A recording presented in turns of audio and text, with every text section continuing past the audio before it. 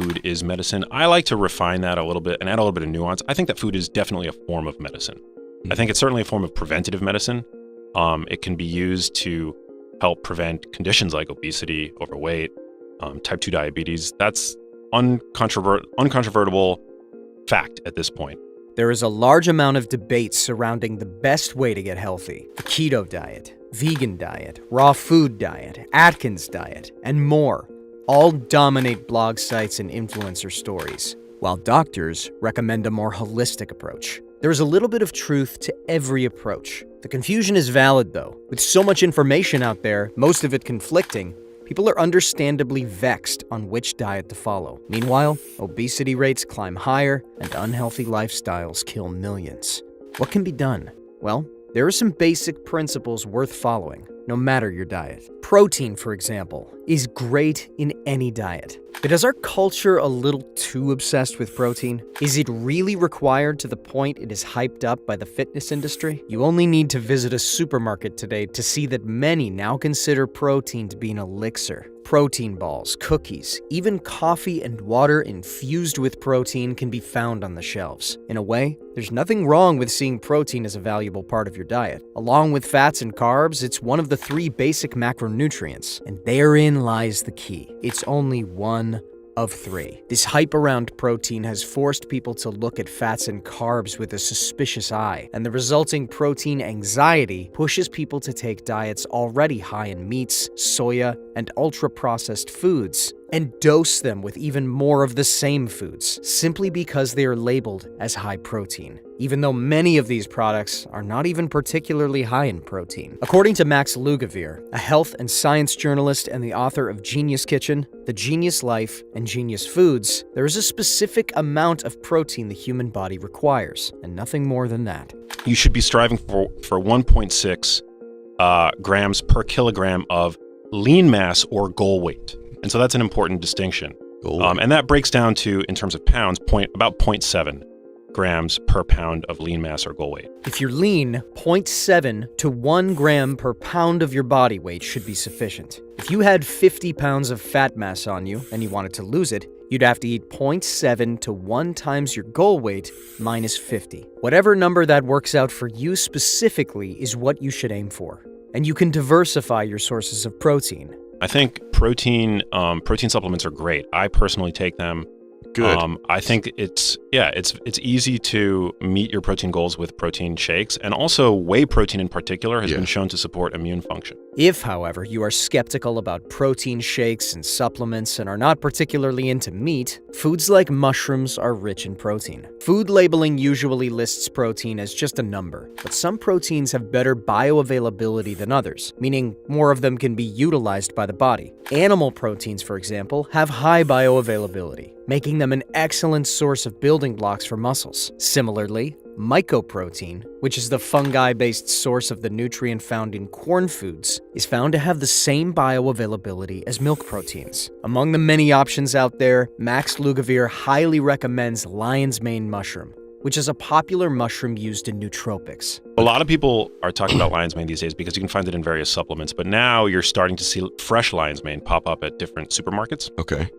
And it has the taste and texture of fresh crab. I'm not even kidding you. It's really delicious. Mushrooms in general are a nutrient-dense and low-calorie food, in addition to containing compounds like beta-glucans, which can support immune function. Certain mushrooms have different micronutrient profiles. Some may have vitamin D depending on where they grow, and some have powerful detoxifying compounds like glutathione, which is a powerful antioxidant. One more superfood for the brain is fish, which is another thing Lugavere swears by. Fish is medicine when it comes to the brain. We have the most robust body of evidence that the compounds in fish, whether it's the omega-3 fatty acids, preformed, plug-and-play, ready to go for your brain, or protective antioxidants like astaxanthin, all really, really beneficial from a brain health standpoint. Salmon is especially known to be highly beneficial for the brain, since it is rich in omega-3 fatty acids. Omega-3 provides more oxygen to the brain, allowing us to retain new information while holding on to old information. Some other fish you could include in your diet could be tuna and herring, which also contain vitamin B12, vital for maintaining healthy nerves and blood vessels. A lack of B12 is known to cause depression, issues with balance, and memory loss, all of which are higher risk factors for seniors. There have been studies that have shown us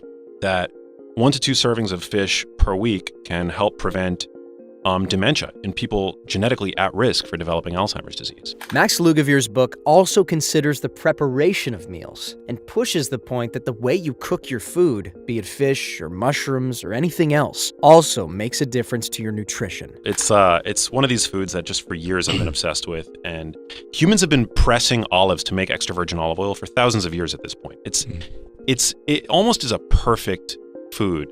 Most cooking oils, corn, palm, sunflower, are heavily marketed and are easy on the wallet, yet are toxic to our bodies, especially in the amount we are consuming them. Extra virgin olive oil has the heart-healthy monounsaturated fats the body needs, and it's the best kind of fat to consume. Olive oil contains a kind of fat called oleic acid, which is the most abundant fat found in nature. Breast milk, for example, is rich in oleic acid, as is beef and wild salmon. In addition to that, olive oil helps prevent inflammation and is proven to be great for cardiovascular health. But it's not just about cooking. Raw foods hold a host of nutritional benefits, and some misconceptions about them have harmed their standing in recent years. Listen, fruit's like ingesting sugar in the body. The body doesn't know the difference. I'm going to ask you whether this is true or not. The body doesn't know the difference, so you're going to get some sort of insulin reaction to it. The truth is, there are different kinds of fruits that can create different types of reactions. On one end, you have low-sugar fruits like avocados, berries, and cucumbers. And on the other end, you have high-sugar tropical fruits like bananas, mangoes, and pineapple.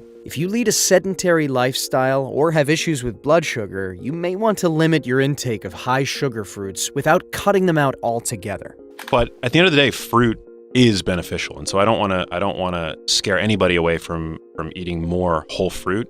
Now, if you're working on creating a meal plan every week, it bodes well to understand which foods you should generally avoid and which ones you should absolutely include in your diet. So I would say avocados are an amazing brain food.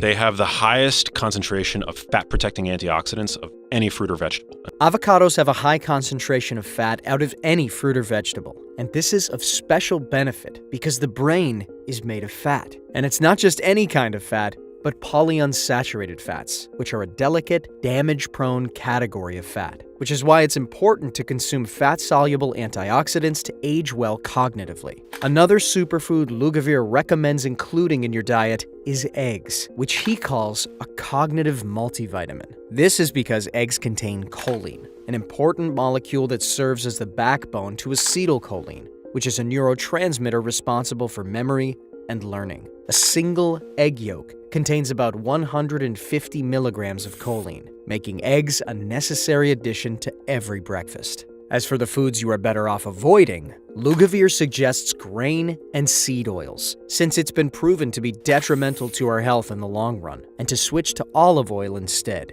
He also mentions avoiding one type of food, which is no surprise. Our almost constant exposure to environmental toxins, so industrially created compounds that have saturated the food supply that we are unwittingly ingesting on a day-to-day basis that's compromising our health. Several metals, mostly toxic heavy metals like cadmium, mercury, lead, and polychlorinated biphenyl, or PCB, enter through the industrial environment and into our food supply. Plants form the base of the food chain, and they can easily absorb toxic substances from the soil, contaminating our fruits and vegetables, and in some cases, seafood. Pesticides that are used for plant protection also enter the food chain, and human exposure to these chemicals has proved to cause a wide array of health problems, including immune suppression, hormone disruption, cancer, and reproductive abnormalities. There are approximately 3 billion kilograms of pesticides applied every year around the world, which poses a serious threat to our health. It may be virtually unavoidable, as these foods make up a bulk of our food supply, but Lugavere believes we can minimize the risks if we are more aware of where our foods come from and reduce our consumption of foods that come in plastic packages. To reduce their reliance on foods that come in plastic packages, and to minimize their storing of food in plastic packages, and certainly the reheating of food in plastic packages. Eating healthy may be a challenge for some and confusing for others, but if you follow these basic principles, you can achieve your goals no matter the diet you are sticking to. A lot of this information can apply whether you're staying vegan, keto, or have specific dietary restrictions. If this video helped you, share it with someone you care about. And don't forget to subscribe to the Be Inspired channel for more educational and motivational content. Thanks for watching.